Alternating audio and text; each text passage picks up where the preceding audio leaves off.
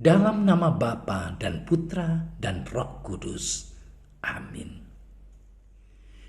Ya Allah Bapa kami bersyukur kepadamu karena Engkau selalu ada beserta kami. Engkau hadir dalam setiap firman yang kami baca dan kami renungkan. Kami mohon penerangan Roh Kudus-Mu agar segala perhatian dan akal budi kami terarah kepadamu lewat firman dan renungan yang akan kami dengarkan saat ini. Semoga dengan mendengarkan dan merenungkan sabda-Mu, kami memperoleh kekuatan untuk menghadapi hidup kami sehari-hari. Demi Kristus, Tuhan dan pengantara kami. Amin.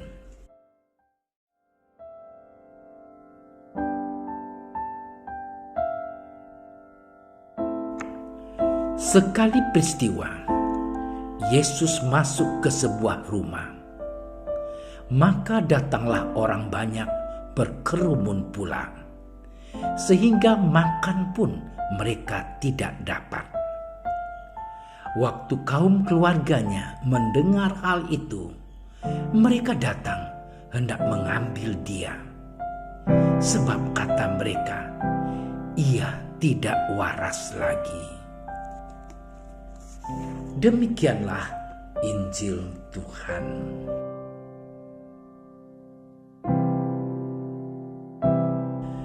Saudara-saudariku yang terkasih, Injil hari ini begitu singkat, namun memberikan kita suatu contoh dari sebuah pelayanan yang radikal dari Yesus. Walaupun keluarga, kerabat Yesus yang melihat peristiwa itu mengatakan bahwa ia sudah tidak waras lagi, namun Yesus semakin populer di kalangan masyarakat Yahudi. Dalam surat kepada orang-orang Ibrani, Yesus ditampilkan sebagai sang perantara manusia dengan Allah. Maka orang-orang Ibrani diajak untuk menyucikan diri guna menyambut sabdanya dan hidup dan berlaku baik. Saudara-saudariku, ketidakwarasan Yesus yang mereka maksud muncul dari kegiatan pelayanan Yesus yang tanpa pamrih. Tentu saja mereka khawatir kalau ada hal buruk yang akan menimpa Yesus. Namun ada hal yang tidak mereka mengerti, yakni mereka memandang Yesus hanya sebagai manusia pada umumnya, bukan sebagai Mesias, Kristus, ataupun Nabi. Saudaraku yang terkasih, dalam Injil hari ini kita dapat melihat bahwa orang-orang Yahudi begitu rindu akan Yesus. Mereka dikatakan seperti menemukan sumber kekuatan dalam dirinya. Kehadiran Yesus membawa pengharapan dalam situasi masyarakat Yahudi yang terjajah oleh bangsa Romawi pada pada saat itu.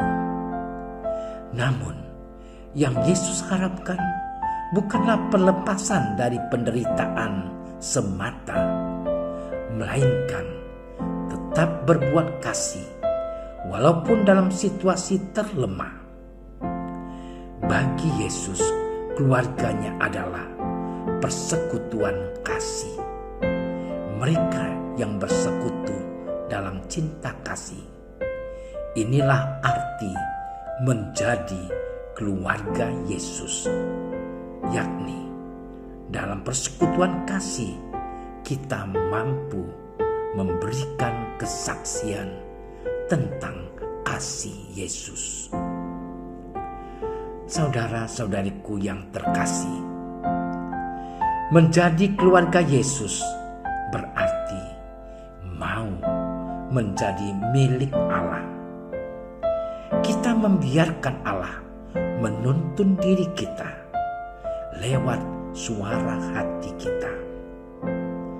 Karya pelayanan terbesar yang dapat kita lakukan adalah bersaksi, yakni kita bawa Yesus Kristus lewat cara hidup kita. Saya sebagai seorang frater, Anda sebagai seorang pelajar, sebagai guru, sebagai pegawai negeri, swasta, sipil, sebagai karyawan, sebagai pedagang, sebagai petani, dan berbagai bidang pekerjaan lain. Saudara-saudariku, mari bersama-sama kita berjuang menjadi keluarganya dengan banyak berbuat baik.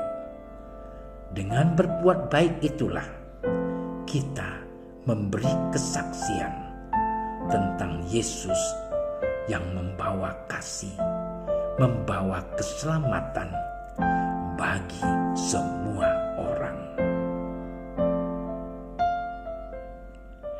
Ya Tuhan, bantulah kami untuk terus-menerus menebar dan menaburkan kebaikan.